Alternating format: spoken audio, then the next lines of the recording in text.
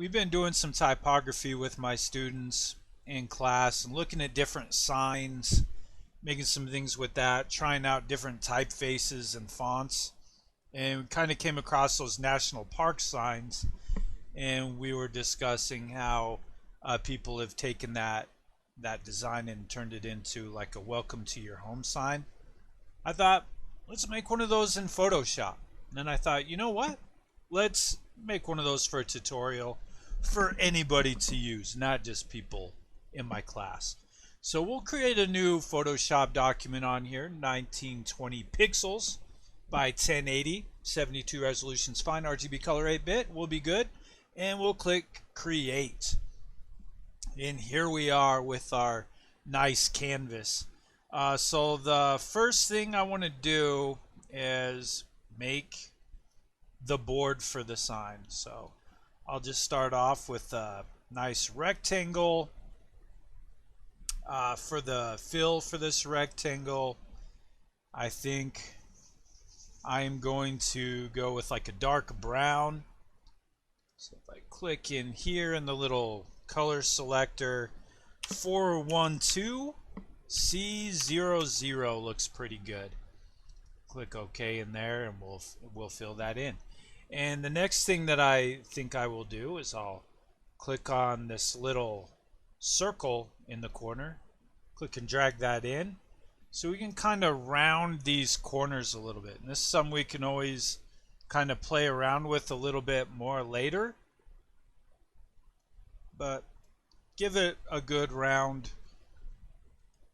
edge in there, I think will be fine. And then I am going to Control T this rectangle, select my move tool first, Control T, and if I hold the Control and Shift button, I can bring this side in a little bit on the left and on the right. I can bring this in a little bit here, and you know what, I actually think I might even bring this in just a little bit further on this side, kind of giving me more of a angle there. No, something like that. I can always change this later if needed. The other thing I want to do is I want to hold down Control and Shift and drag this top right hand square and bring this one in a little bit. And I will tell you what, I think that looks pretty good. So we got that there. This is the rectangle, so I might just rename this and call it sign board or something like that, so I kind of know what it is later. And I'll tell you what, I might even just select this and bring this right side in just a little bit more, maybe like that. I think that's a little better. I mean, I'm having kind of a hard time deciding here.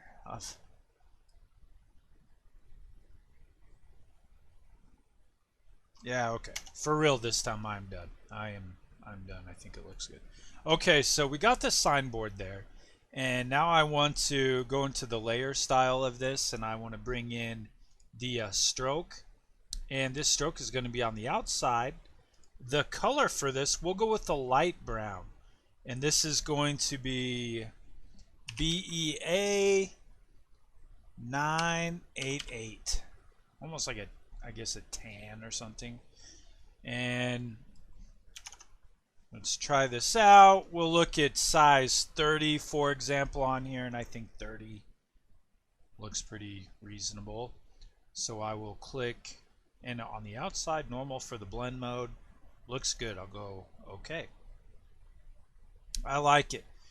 So then the next thing I want to do is I want to have a top half of this be the same color as this border. So making a new layer here and a rectangle, another rectangle, and we will just draw this rectangle right over the top. And the color of this, I can when I click the little fill here, I have my other options, and I am going to select that light tan, or that tannish color right there. And if it's not right there, then you could just use that same color selector and use BEA988 for that. And if I move my cursor over here in the layers panel, hold down the Alt button, you see how that cursor changes right in between. I could click there and it kind of nests it in there a little bit, and then I can just use my move tool, kind of shift this around a little bit and get that to kind of how I want that to look. You know, you can always, again, like after you do that, you may want to decide to switch this angle here, make it a little more dramatic, but I think that looks nice. Okay, so this, I might call this one like board paint, just because it's a different color of it, and I think that that'll make sense to me later as I look at that. And here we go. All right, the next thing that I want to do is I want to make a new layer up here. I'll use my type tool on this, and I want to use this typeface called Adobe. I got this free from DeFont. I want this color up here to be the same color as the paint. So you can click on that and use your eyedropper tool, or you can type in the value. Either way is fine. And I'll type this here, and then I'll click on my canvas somewhere, and I will type in welcome. And once I have that there, then I'll go ahead and move it into right above this board.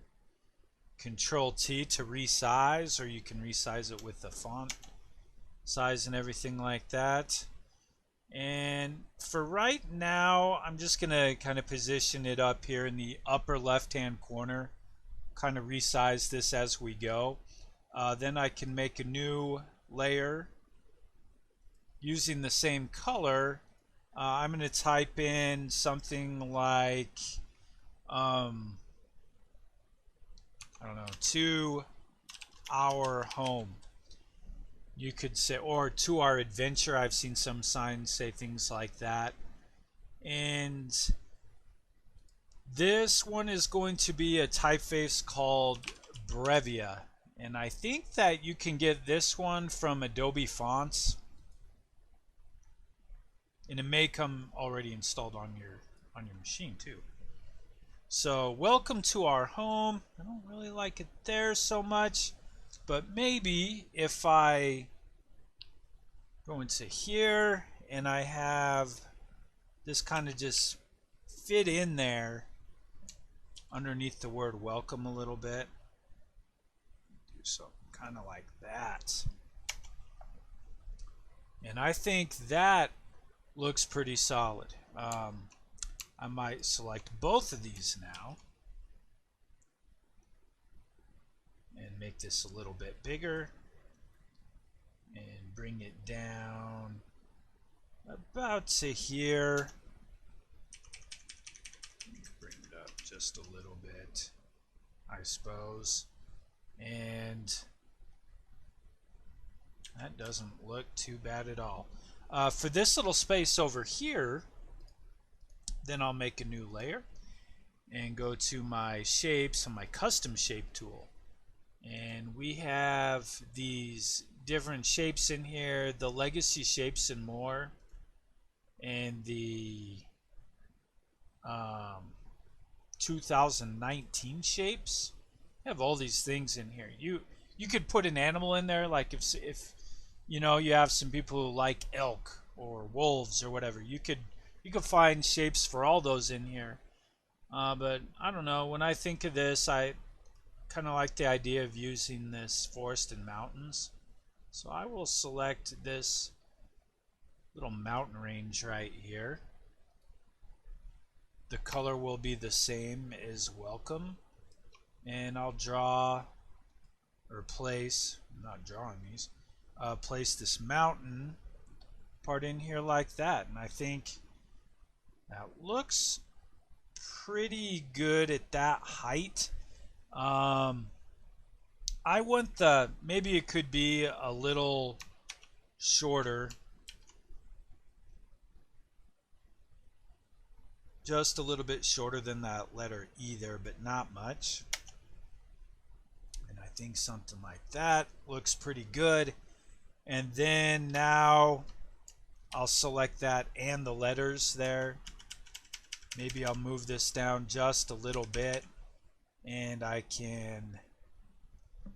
could actually do a couple things with this. I could either shrink this or I could make the sign bigger.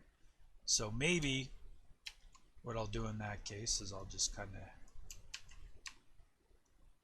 bring the sign out a little bit further this way, and I'll try to make sure, you know, that the mountains are about the same distance from the edge as the word welcome is there. I think that looks good. And then what I also could do if I needed to, I could always shrink this height down just a little bit if needed, until I get that spaced out nicely in there. Alright, so the sign's starting to come together nicely, I think. It looks pretty good. Next part for this project, I want to put a name in there. So this, I'll put, maybe I'll change the shape layer and I'll call it mountains. And again, like, the cool thing is you can make this as a template, you know, and make these graphics for people. Maybe this is going to be something for somebody's Facebook, not for the profile picture, but for the wide picture behind it, or maybe for a YouTube channel, for your website, or whatever. You know, you can kind of use this for a lot of fun different ways, or just a fun mock-up for a sign. So here I have this layer here, and you know, I'm going to use my type tool, but this time the color is going to be from the paint, and I'll keep it as this Autolova here. I'll type in the Petersens. This one will be a sign, a lovely sign for me. When you're doing graphic design, how often do you actually get a chance to where you get to just make something for you?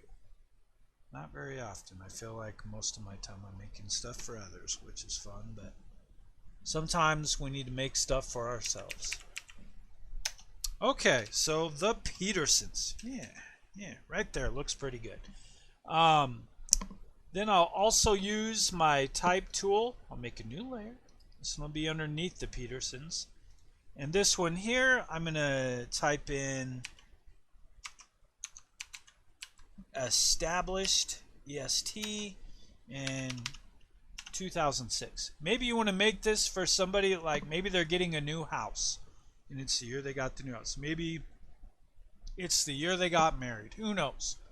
Whatever the case is, you can do that. And I think a good typeface for this, Bebis Nua.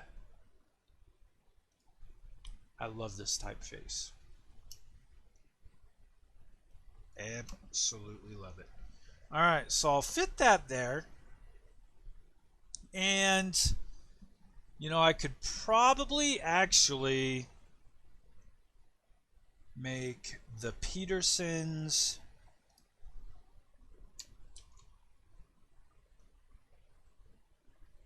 just a little bit bigger.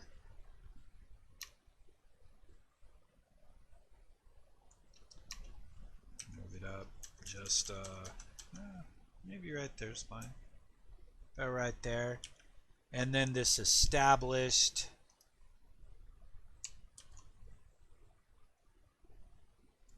this here, make it a little bigger and kind of center it in there. Use those guides to help me. And I think that looks pretty good. You know, as far as this goes for the design, that's a pretty clean design. But I want to add a little bit of more realism to it. So for this, a few things we can do. To begin with, I guess I'm going to select every single one of these layers, okay, except for the background. Everything else I'm going to select.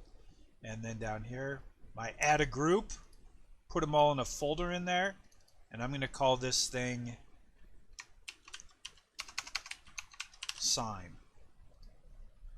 the sign group, and then I can uncollapse it by clicking that arrow to the right there. And then I am also going to select my welcome and to our home and the mountains, oops, and the mountains and the Petersens and established. I'm going to put that into a group. So I have a group inside of a group, and this one I'm just going to call content for the sign. All right.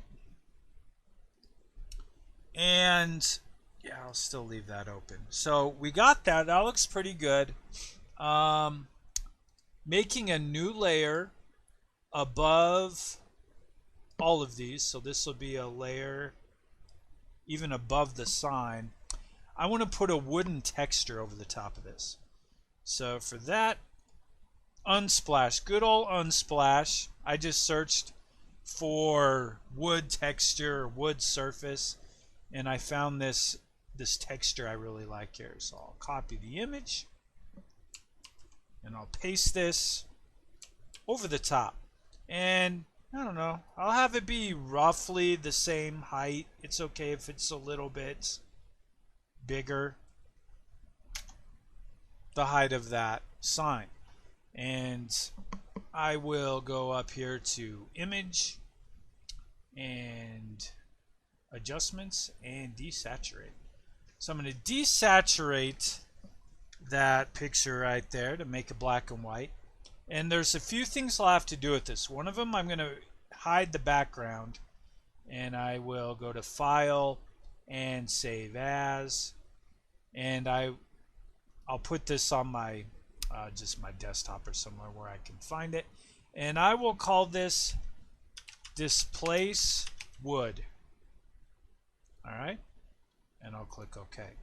So I have that there, and I don't really want to move this stuff after I've done that. So kind of make sure everything's about the size that you want before we do that. And then the next thing I want to do is I want to make this, I don't know, this wood texture kind of blend in. So when I'm on here, I can go to these different blending tools. I don't mind this soft light too much right here. So we have, oh yeah, we'll go soft light. I think that looks pretty good. If I zoom out, I'm able to see the wooden texture, and I'm also able to see obviously the colors and everything. So yeah, I do think that looks good. I'll rename this layer wood texture. Alright, I'm going to use that same trick by holding down the Alt key and moving my cursor between the wood texture and the sign. And here we have this where it matches up on there now. And I can also bring my background back into play. So it's starting to look a little bit more realistic. I want to add a little depth to it on here. So the next thing that I can do, you know, I might actually go to my sign here, double click to go into the layer style, and I'll go with the good old drop shadow. I had to scroll down to find that here. Drop shadow. And for my drop shadow, normal is fine. For the opacity, we'll maybe go like 70% for this. And for the angle, I'll go 117 or just something where I get it kind of off to the side. And then for the distance, I want to add a little depth to this, like it's sticking up a little bit. So I'll go 10 for the distance. And for the spread, 0 is fine. And I will go 5 for the size. That's gonna kind of soften that a little bit. Adds a little more realism, like this is kind of laying down on a surface or something. And I think that'll work well for this part on here. So I'll click OK. And to do something with these letters and this, all the content essentially, I can go here to the content and go into the layer style for the content group. And in this one, I'll go to inner shadow, select inner shadow, and for this one, I'll go normal. I'll go 100% opacity for it, so it'll be able to show up in that dark texture. The angle I'll keep the same so it's consistent with the lighting of the board. And for the distance on this one, I'm going to go 3. And for the choke, I'll go 15. And for the size, I will go 3. So if I toggle that, you can kind of see what a difference that makes. It makes it look like these mountains and these letters and everything kind of been routed out or used with a router, and then it was painted in there. Makes a big difference. Looks cool with the mountains. The other thing I might do is just to set these letters out and the mountains and all that out a little bit more. I'm going to go inner glow, and obviously it looks horrible like that, but if I switch the color here to black, and instead of on the edge, if I go to center and put it in the middle there, and I'm going to change the opacity of this down to about 50, and technique is softer. That looks good. And then I am going to, for the choke, bring this down to 15%. And for the size, I could go 30. And then maybe just kind of give it a little bit more subtle in there, I could change this blend mode. I'll switch that to overlay. Doesn't look like much, but when I take it away, you see the big difference it looks in there. It kind of looks like that wood's been worn a little bit inside there a little bit, or has collected some dirt in there with it. And I think that there looks pretty effective. Another thing I can do here is with this background, I'll need to make sure my top color is black, my bottom color is white. Go unlock this background layer, and I can give this a gradient overlay.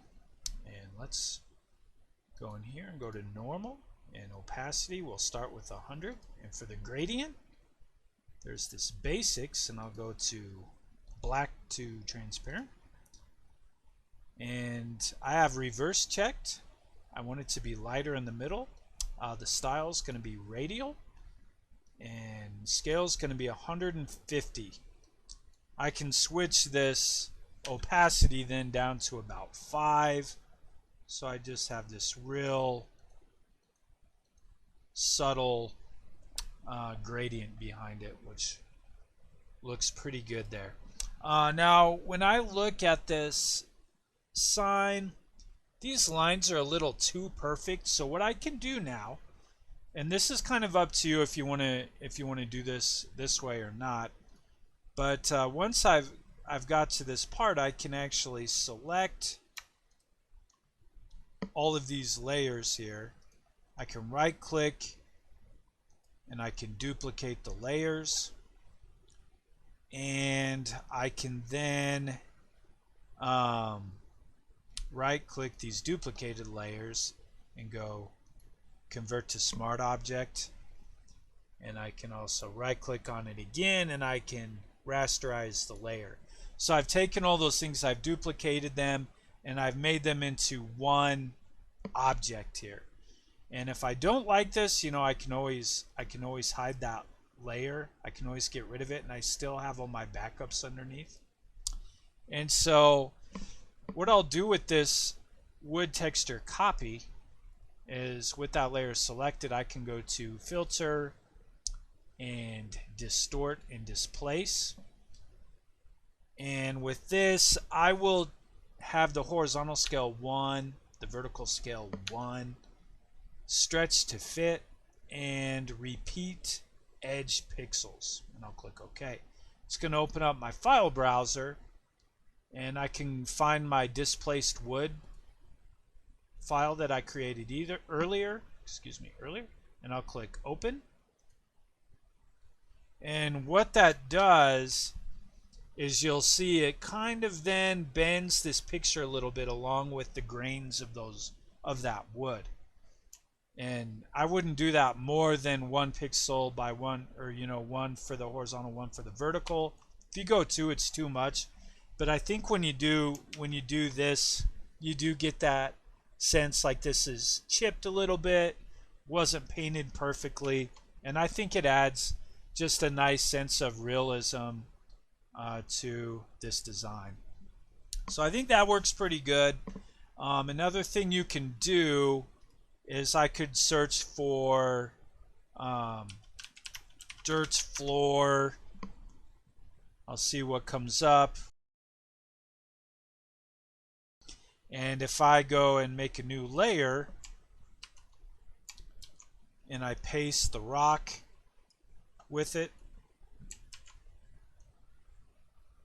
and I can bring this out, and I can even copy my layer style from there, and I can paste the layer style onto this, get that on there, and I can even try like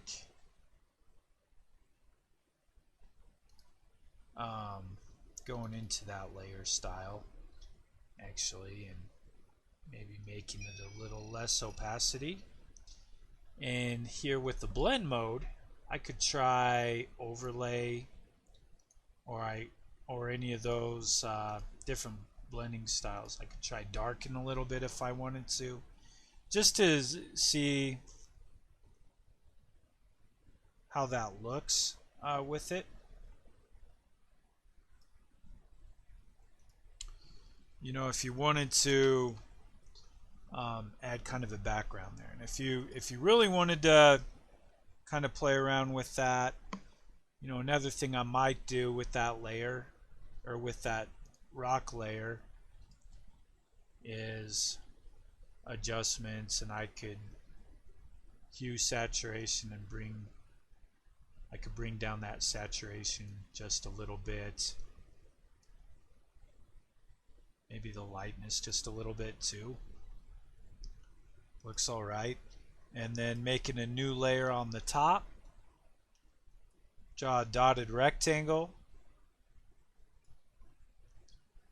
and shift backspace to fill that in with black, and deselect. And if I use Control T here and drag this kind of at an angle a little bit, and go to filter, blur, Gaussian blur.